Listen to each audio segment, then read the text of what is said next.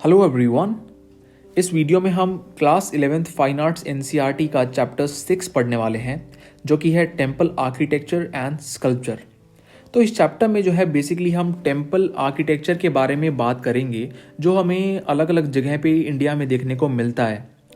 अब यहाँ पर जो है मोस्टली हिंदू टेम्पल्स के बारे में इस चैप्टर में बात करी गई है, ठीक है। लेकिन कुछ टेम्पल्स जो हैं at the end of the chapter हमें जैनिज़्म और बुद्धिज़्म से रिलेटेड भी दिए गए हैं, तो उनके बारे में भी बात करेंगे।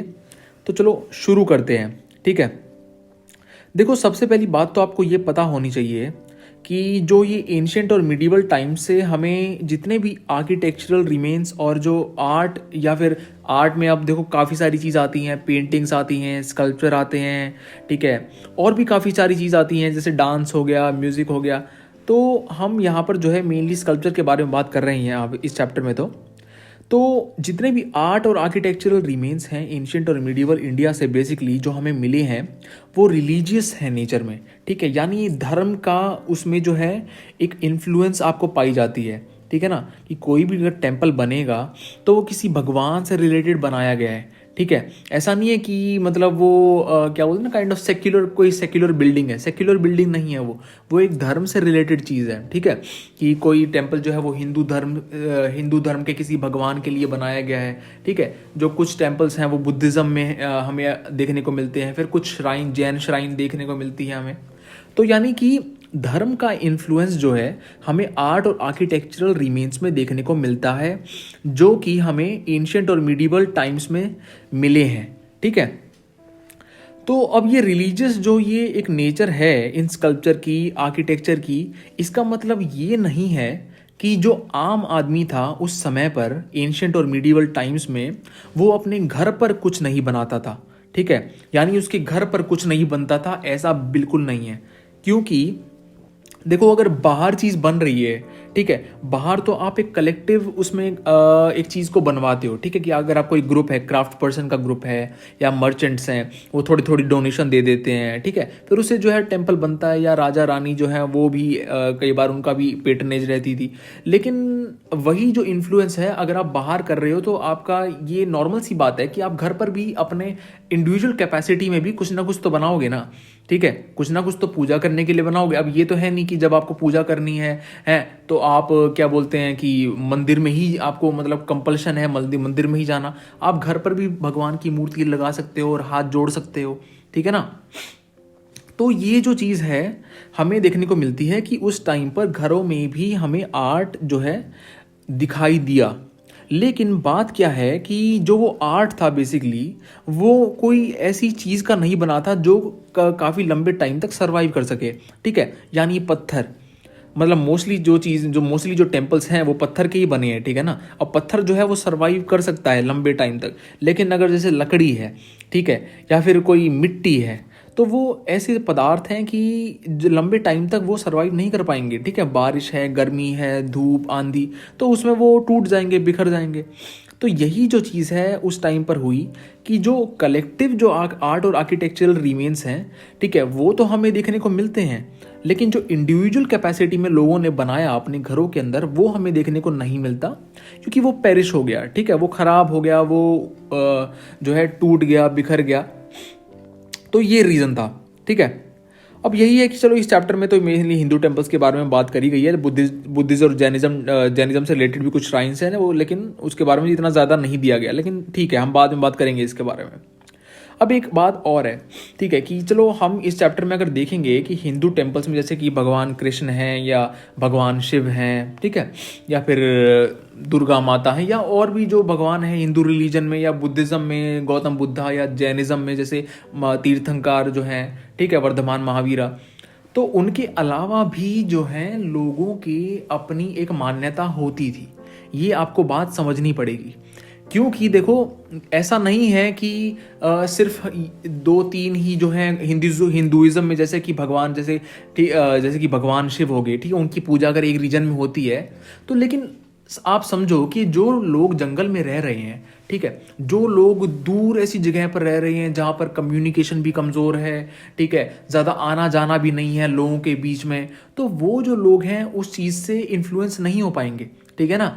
जो ये भक्ति मूवमेंट जो उभर रही थी, ठीक है, जो टेम्पल बन रहे थे और स्कल्पचर जो बन रहे थे भगवान के, उन्हें मंदिरों में लगाया जा रहा था, उसका इन्फ्लुएंस जो है दूर के रीजन में, ऐसे दूर दरिया वाले रीजन में, बिल्कुल जैसे रूरल एरिया हो गए या जंगल के रीजन है जहाँ पर ट्राइबल लोग रहते थे, ठीक है, तो वहाँ पर हमें नहीं देखने को मिलेगा। मतलब कि उनके भगवान, वो अपने जो हैं भगवान तो होंगे उनके, लेकिन वो एक लोकल कल्ट बोल सकते हो आप उसको, कि ना कि मतलब उनका ही एक, जैसे स्पिरिट्स को कई बार वो पूजा करते हैं। अगर आपने देखा हो, डॉक्यूमेंट्रीज भी देखी हो, तो उसमें आप देखोगे कि अब भी जो है ट्राइबल लोग हैं दूर जंगलों में रहने वाले, उनका एक अपना लोकल कल्ट है, उनकी एक अपनी लोकल मान्यता है, ठीक है, वो किसी स्पिरिट्स को मानते हैं, किसी की पूजा करते हैं, ठीक है। अब भी जो है उन्होंने अपने ट्रेडिशंस बहुत अच्छे से बचा कर रख रखे हैं, इवन दो जो ये इन्वेजन हुए, ठीक है, और ये जो अन्याय हुए लोगों के ऊपर, जो एक कॉलोनियलिज्म जो है,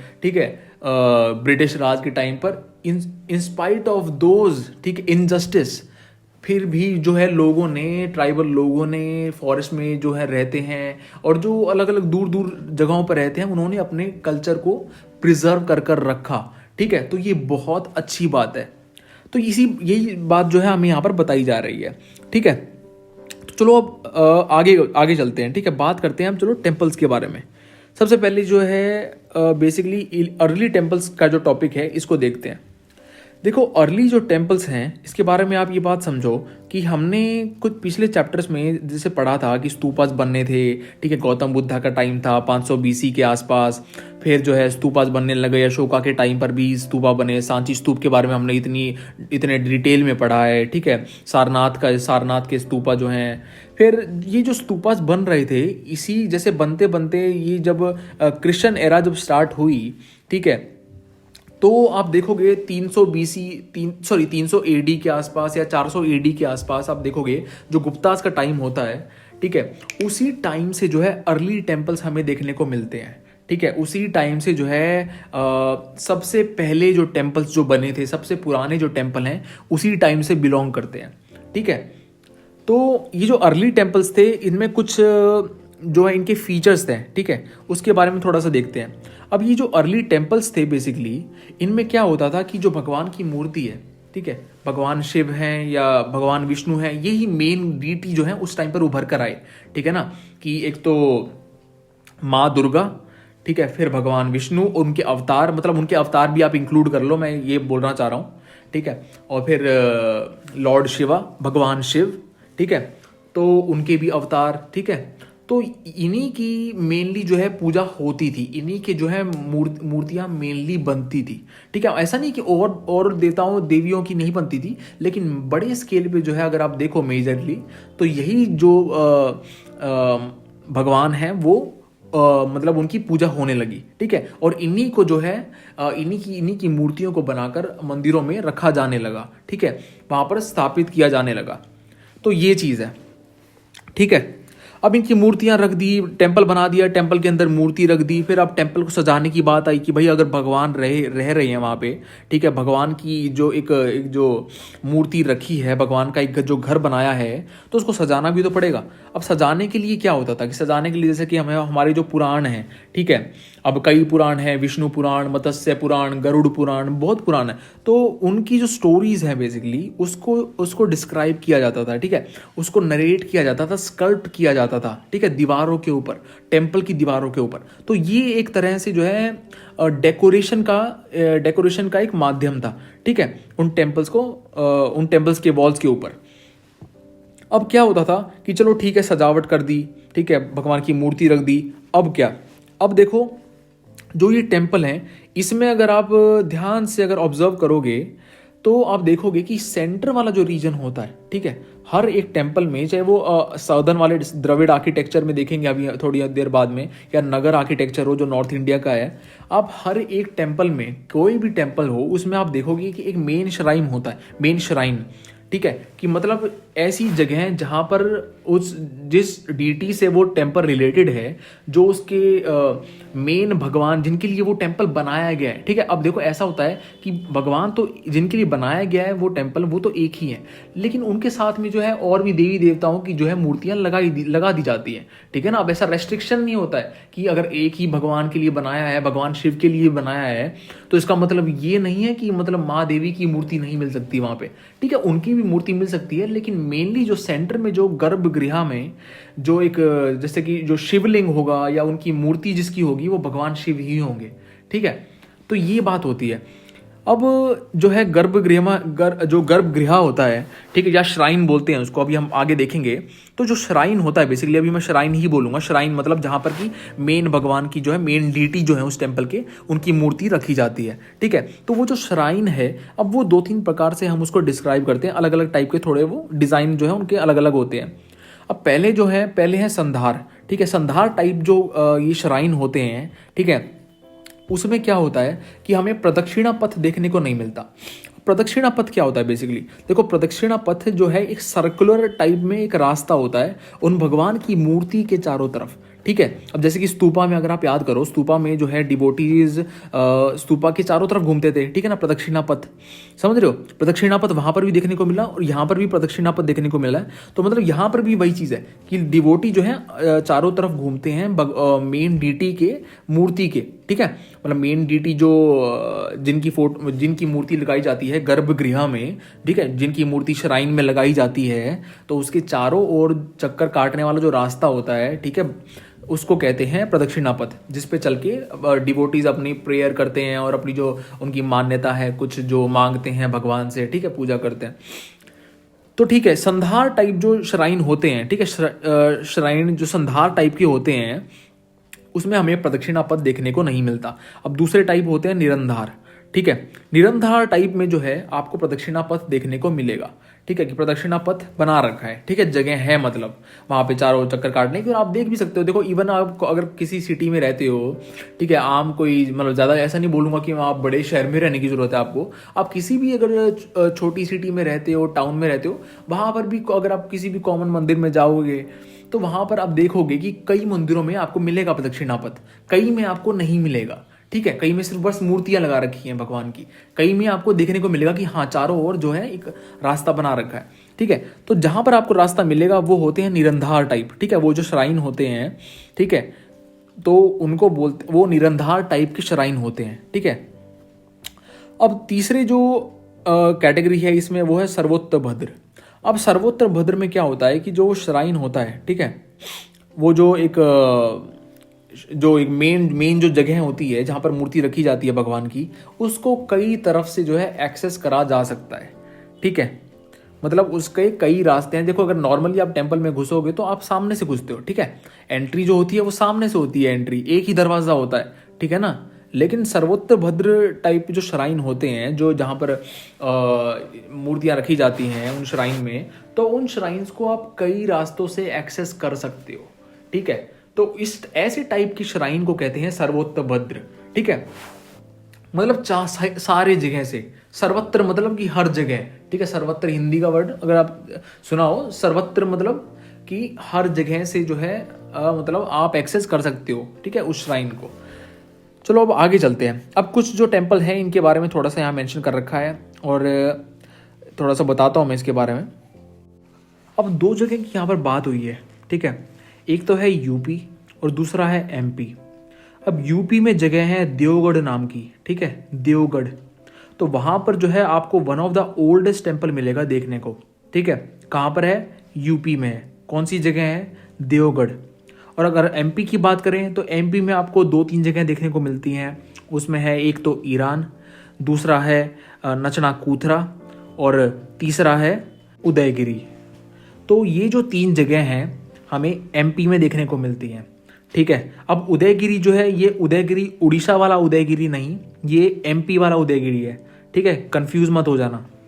ओल्डेस्ट टेम्पल जो हैं हमें यूपी और एमपी में ही पाए गए हैं। ठीक है, जगह का नाम याद होना चाहिए। एक तो देवगढ़ वाला टेम्पल है यूपी में, इसके बारे में हम अभी आगे बात करेंगे। ठीक है, मैं अभी नहीं कर रहा, ठीक है, क्योंकि वो आगे अगले वाली वीडियोस में बात करेंगे। बस जगह का नाम याद होना चाहिए। एक तो देवगढ़ जो है यूपी में, और एमपी वाली जगह ईरान, नचनाकूथरा और उदयगिरी, ठीक है, ये बात याद होनी चाहिए। अब ये जो टेम्पल होते थे बेसिकली अर्लीस्ट टाइप की जो हमने अभी बात करी है जिन टेम्पल्स की, तो ये जो टेम्पल्स हैं ये बहुत सिंपल होते थे, ठीक है। इनका स्ट्रक्चर जो था वो ज़्यादा कॉम्प्लेक्स नहीं था, ज़्यादा जो है डेकोरेशन वगैरह मतलब इतना ज़्यादा आपको नहीं देखने को मिलेगा, नॉर्मल सिंपल बिल्कुल बेसिक स्ट्रक्चर बना रखा है, ठीक है। तो अब थोड़ा चलो बात करते हैं बेसिक फॉर्म के बारे में, हिंदू टेम्पल की जो बेसिक फॉर्म है उसके बारे में थोड़ा सा बात करते हैं।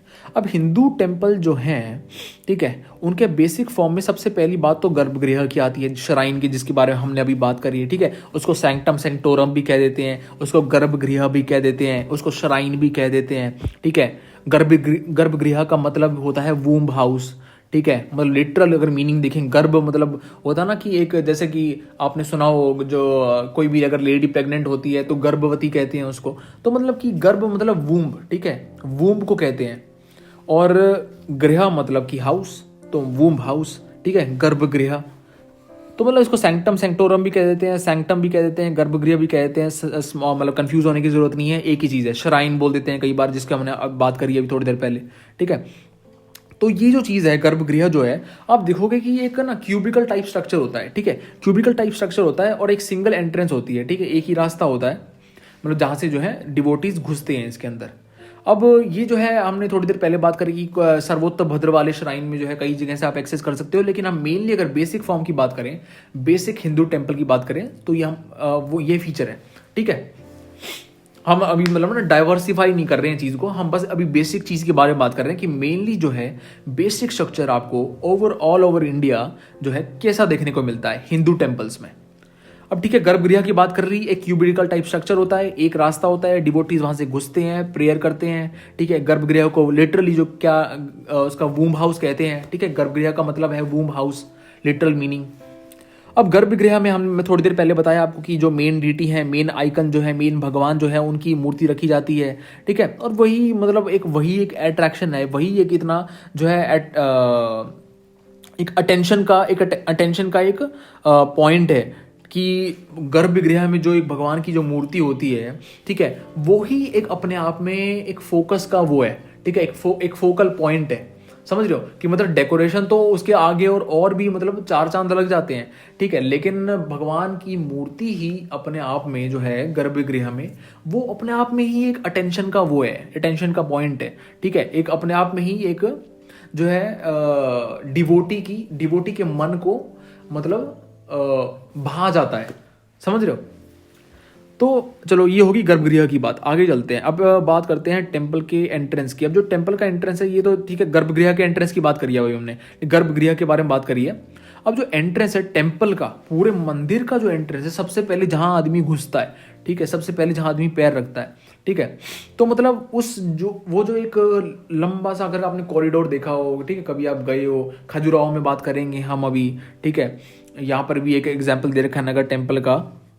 लेकिन चलो मैं थोड़ा सा मतलब अभी इसको डिस्कस नहीं कर रहा हूँ, मतलब पिक्चर विद पिक्चर नहीं बता रहा हूँ अभी बस मैं थोड़ा बेसिक सा बताऊंगा कि देखो जैसे टेम्पल है, अब स्क्वायर आपने गर्भगृह हो गया, ठीक है। अब गर्भगृह के आगे, ठीक है, मतलब एक लंबा सा कॉरिडोर, ठीक है, लंबा सा मतलब एक हॉल बोल लो उसको, आप हॉल बोल सकते हो, ठीक है, जहाँ पे जो है लोग इकट्ठा होते हैं, ठीक है ना, कि मतलब ऐसा तो नहीं कि सारी की सारी जनता जो है एक बार में गर्भगृह में घुस जाए, ऐसा तो नहीं होगा ना, ठीक है। गर्भगृह तो एक छोटा एक जगह है, ठीक है, तो उसके आगे वाला जो पोर्शन है, ठीक है, मतलब सीढ़ी पे चढ़ते हो आप, तो आगे वाला जो लंबा पोर्शन, हॉल टाइप पोर्शन होता है, ठीक है, जहाँ पर कई बार डांस भी होता है, ठीक है, मतलब क्या बोलते हैं, लोग इकट्ठा होते हैं, बैठते हैं, ठीक है, ध्यान करते हैं, तो वो वाला जो जगह होती है उसको कहते हैं मंडप, ठीक है। मेनली हॉल बोल लो आप, ठीक है, हॉल बोल लो, वहां पर लोग इकट्ठा होते हैं, ठीक है।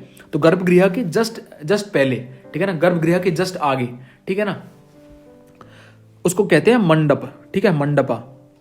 अब आगे बात करते हैं कि जो ये टेम्पल होते हैं, इसमें आपको एक ना माउंटेन टाइप एक चीज स्ट्रक्चर देखने को मिलेगा, उसके ऊपर जैसे चोंच होती है ना, ठीक है, ऐसा कुछ स्ट्रक्चर देखने को मिलेगा। अब ये जो ऊपर वाला जो स्ट्रक्चर होता है वो अलग अलग है थोड़ा सा, ठीक है। नॉर्थ इंडिया में आपको थोड़ा कर्वी टाइप स्ट्रक्चर मिलेगा, ठीक है ना, उस कर्वी टाइप स्ट्रक्चर को हम कहते हैं शिखर, ठीक है, नॉर्थ इंडिया की बात कर रहे हैं हम, नॉर्थ इंडिया की, ठीक है, नॉर्थ इंडिया में जो टेम्पल्स मिलते हैं।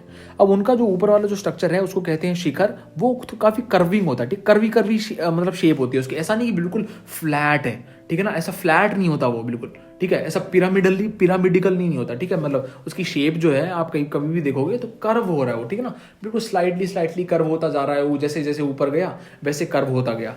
तो वो जो चीज़ है उसको कहते हैं शिखर, ठीक है ना, नॉर्थ इंडिया में ऊपर वाला जो स्ट्रक्चर होता है। अब जो साउथ इंडिया में यही चीज़, इसी चीज़ को, ठीक है, इसी चीज़ को साउथ इंडिया में कहते हैं विमान। लेकिन ये साउथ इंडिया में कर्विकल नहीं होता, ठीक है ना, इसकी शेप थोड़ी सी अलग होती है, थोड़ा सा पिरामिडल काइंड ऑफ शेप होती है, ठीक है ना। अब आपने पिरामिड तो देखा होगा, ठीक है ना, तो पिरामिड जैसी, जैसे कि मतलब ना काइंड ऑफ की चार साइड कोनिकल टाइप, मतलब कोनिकल तो नहीं बोलूंगा मैं, कोनिकल तो बिल्कुल की वो तो कर्वी हो गया, लेकिन पिरामिडिकल आई होप कि आपको पता होगा, ठीक है ना, नहीं तो गूगल सर्च कर लो यार, गूगल सर्च पे मतलब देख लो कि पिरामिड की शेप कैसी होती है।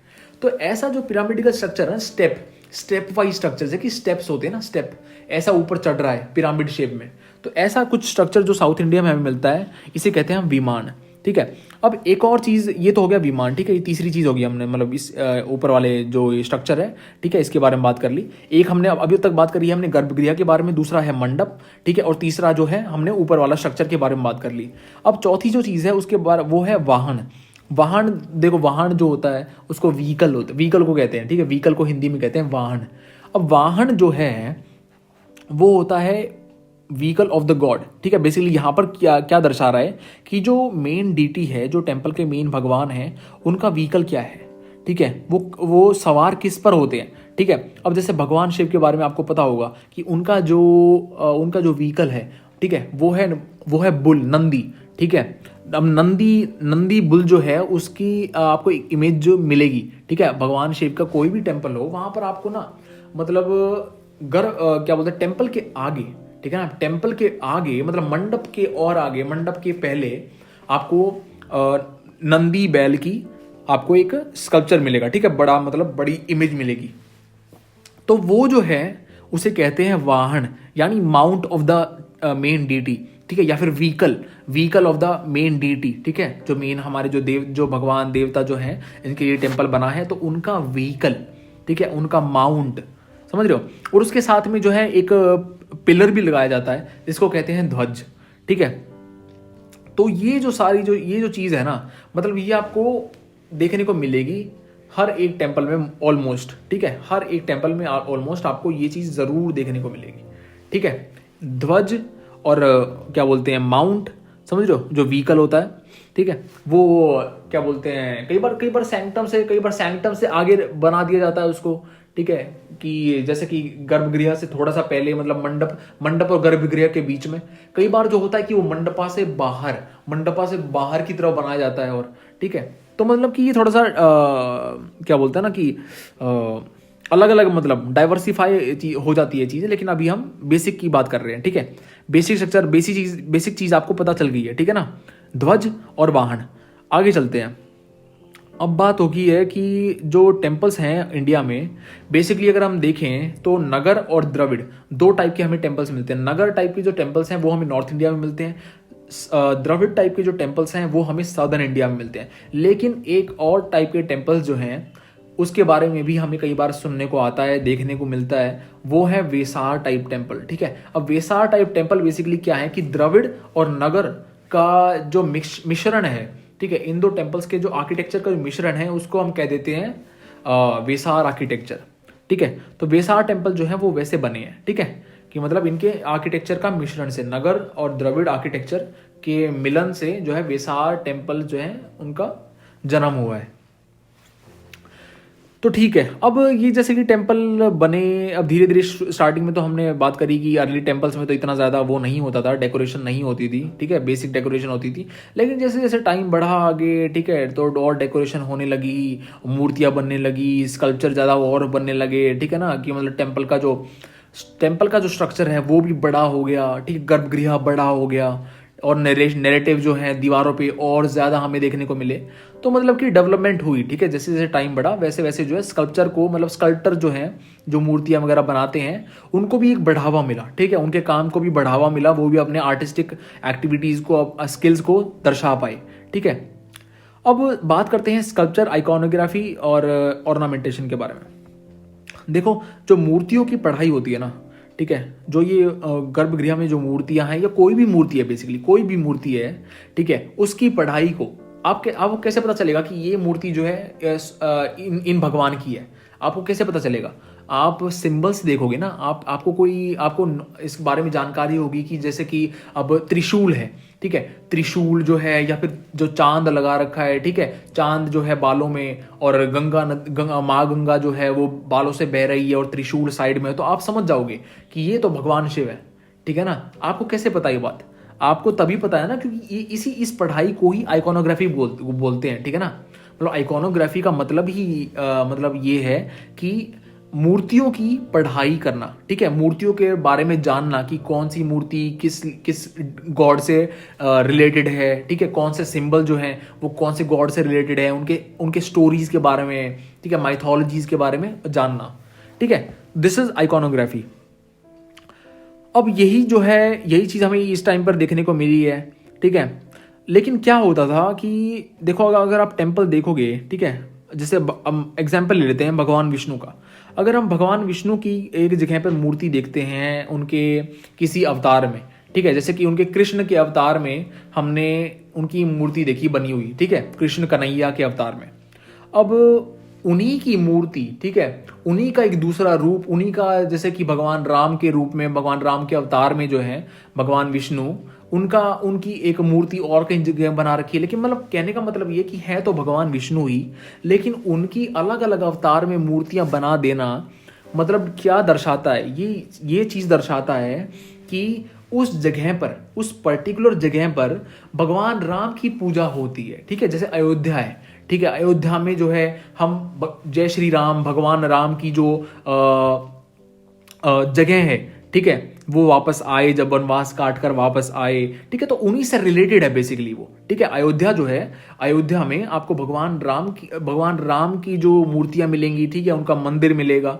अगर लेकिन आप मथुरा चले जाओगे, ठीक है, सपोज करो आप मथुरा चले गए, ठीक है, मथुरा वृंदावन गए आप घूमने के लिए, तो वहां पर आपको कृष्ण कन्हैया की मूर्तियां मिलेंगी, ठीक है, भगवान कृष्ण से रिलेटेड आपको टेम्पल देखने को मिलेंगे और स्कल्पचर मिलेंगे, समझ रहे हो। तो मतलब भगवान विष्णु के ही अवतार हैं, लेकिन उनकी स्पेसिफिक जो अवतार जिसकी मूर्ति बनाई जाती है वो डिपेंड करता है जगह के ऊपर, ठीक है, वहाँ के कंडीशंस के ऊपर, सोशल कंडीशंस कैसी है वहाँ पे, सोसाइटी जो है वो कौन से देवता को, कौन से अवतार को मानती है, ठीक है, जियोग्राफिकल कंडीशन, मतलब कहने का मतलब है कि वहाँ के लोकलाइज कंडीशन पे जो है डिपेंड करती है ये बात, समझ रहे हो।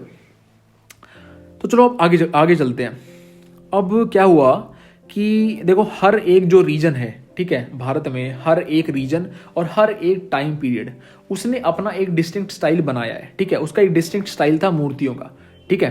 मतलब ओवरऑल तो सेम चीज है, ठीक है। ओवरऑल तो नगर टेम्पल अगर हम देखें या द्रविड़ आर्किटेक्चर अगर हम द्रविड़ टेम्पल देखें तो मतलब ऑलमोस्ट हमें सारी चीज मिलेंगी वो जो एक बेसिक द्रविड़ टेम्पल में होती है। लेकिन क्या होता है कि हर एक जगह का देखो एक अपना भी एक वो होता है ना, क्या बोलते हैं उसको, अपना एक लोकलाइज ट्रेडिशन भी होता है, ठीक है। उनका एक लोकल मान्यता होती है, लोकल एक उनकी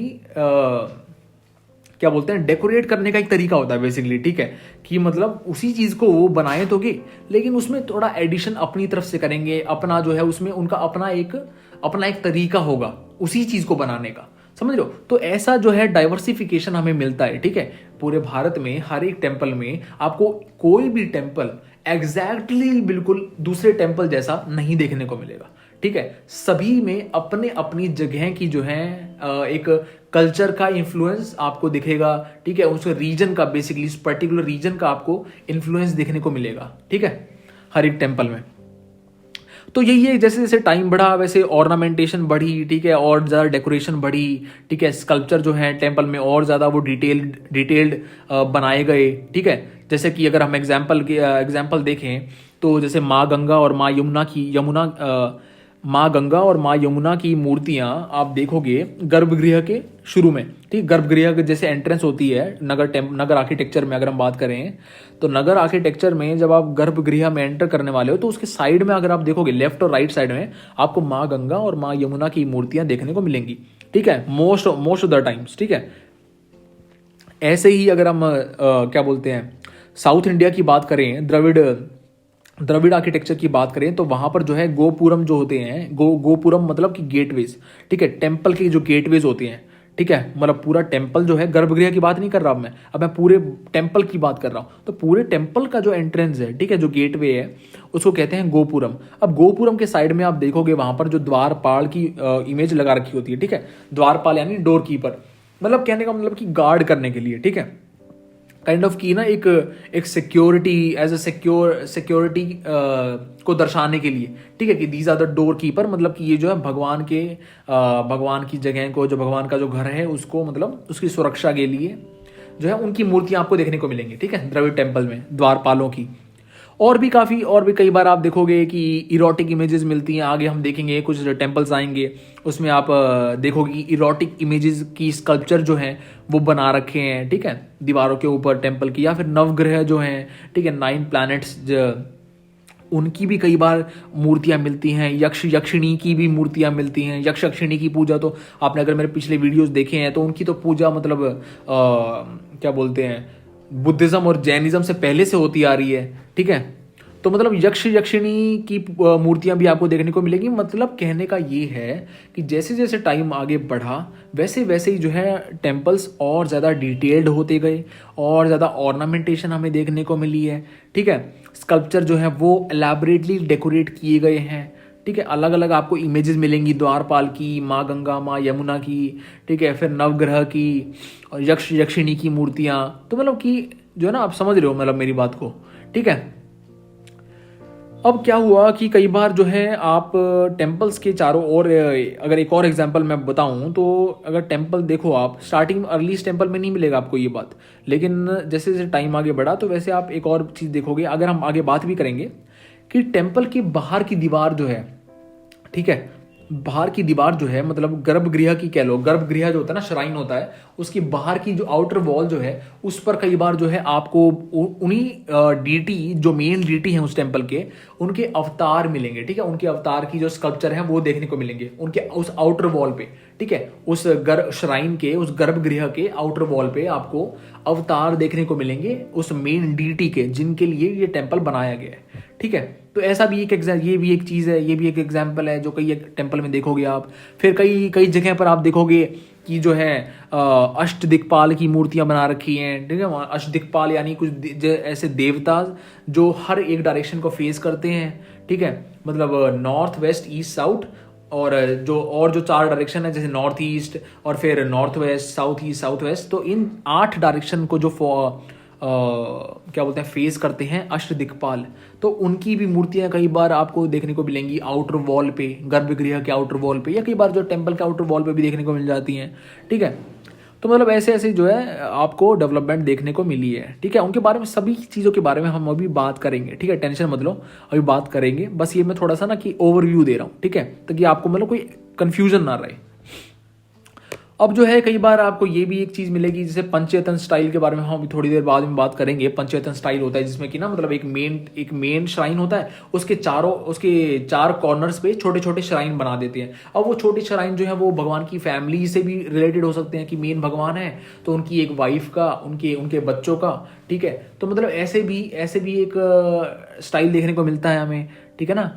या फिर क्या होता है कई बार जो है मेन जो श्राइन है उसके चारों जो छोटे छोटे श्राइन जो बना देते हैं उसके चारों कॉर्नर पे, तो वो जो है उनके अवतार को डिवोट कर देते हैं कई बार, कि उनके अवतार जो है उनके लिए बना दिया, ठीक है। बीच में जैसे कि भगवान विष्णु का हो गया, उसके जो चारों कॉर्नर पे एक भगवान राम का, एक भगवान कृष्ण का, तो मतलब कि उनके अवतार, ठीक है।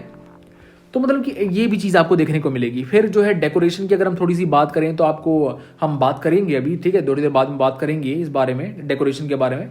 लेकिन जो है कि कई टेम्पल पे आपको मिलेगा कि कलश बना रखा है, ठीक है। कलश मतलब कि शिखर से ऊपर वाला जो जगह है, बिल्कुल टिप जो होती है ना, टिप उस वहां पर आपको अम्लक और कलश देखने को मिलेगा, ठीक है, कि डिस्क डिस्क टाइप स्ट्रक्चर होता है, एक डिस्क टाइप, ठीक है, उसको बोलते हैं आम्लक। और फिर बिल्कुल जो टिप होती है ऊपर की, सबसे ऊपर वाली टिप जो बिल्कुल, उसको बोलते हैं कलश। तो मतलब कि ये चीज़ भी आपको देखने को मिलेंगी डेकोरेशन में, जो टेम्पल को डेकोरेट करती हैं। गावक्षी मिलेगा, गावक्षी यानी मतलब जो ये क्या बोलते हैं, चैत्य आर्क बोलते हैं। चैत्य आर्क आपने अगर मेरे पिछले वीडियोस में अगर आपने देखा हो, चैत्य आर्क जो होती थी, तो वो जो है कि एंट्रेंस पे होती थी, ठीक है। रॉक कट आर्किटेक्चर के बारे में हमने बात करी है पहले वीडियोस में, मेरे देखना आप वीडियोस पहले वाले। तो उसमें देखो ना कि जो लोमा ऋषि केव, अगर आपको याद है, लोमा ऋषि केव जो है, ठीक है, गया के पास में, तो वहां पर लोमा ऋषि केव में आपको देखने को मिलेगा कि जो चैत्य आर्क है, ठीक है, चैत्य आर्क पे एलिफेंट बना रखे हैं, ठीक है। तो वो चैत्य आर्क को ही, ऐसी आर्क जो होती है ना, उसको ही गावक्ष कहते हैं, ठीक है ना, उसको ही गावक्ष कहते हैं। तो ये चीज़ है। जैसे अब व्याला या व्याली बोलते हैं, व्याली kind of dragon type structure होता है, ड्रैगन टाइप एक स्कल्पचर होता है, जो कि मतलब प्रोटेक्शन के लिए कई बार बनाया जाता है, ठीक है, ड्रैगन टाइप देखेगा। तो मतलब चलो ठीक है, ये डेकोरेशन के, बेसिकली डेकोरेशन के बारे में बता रखा है यहाँ पे, रटने की जरूरत नहीं है, आगे हम अच्छे से बात करेंगे, ठीक है। तो मतलब इस वीडियो के लिए तो चलो इतना ही। अब अगले टॉपिक से हम देखेंगे कि नगर टाइप जो टेम्पल हैं उनके बारे में थोड़ा डिस्कस करेंगे। तो इस वीडियो के लिए तो इतना ही, ठीक है। मिलते हैं अगले वीडियो में, तब तक के लिए टेक केयर, बाय बाय, जय हिंद।